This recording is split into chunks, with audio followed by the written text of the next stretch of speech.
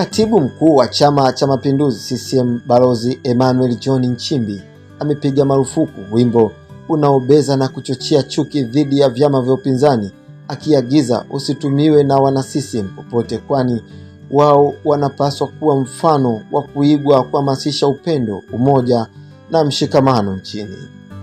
Balozi Nchimbi alichukua hatua hiyo alipokuwa akihutubia umati mkubwa wa maelfu ya wananchi wa mji wa Shirati wilayani Rorya kwenye mkutano wa hadhara uliofanyika katika uwanja wa Obwele leo Ijumaa Aprili 25, 2025.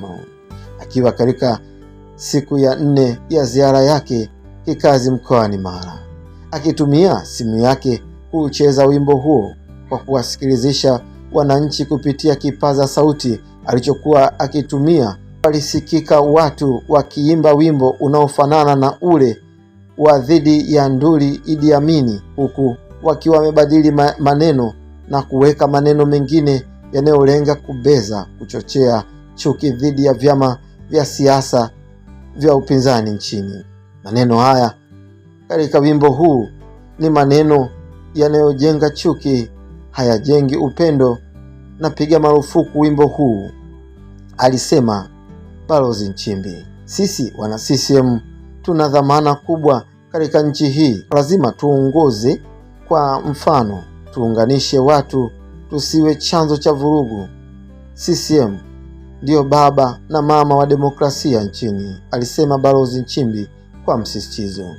Aidha, Balozi Nchimbi mbali na kutoa wito huo kwa wanachama wa CCM, pia alitoa rai kwa viongozi na wanachama wa vyama vya upinzani wote. Wana CCM na vyama vya upinzani tujiepushe na kauli zinazochochea chuki na shari na vurugu. Hata tukimsikia kiongozi wa upinzani anatoa kauli za kuchochea, tuwatafute ndugu zake huko Singida kuwa mshaurini ndugu yenu huko anakotupeleka siko, alisema Daktari Nchimbi.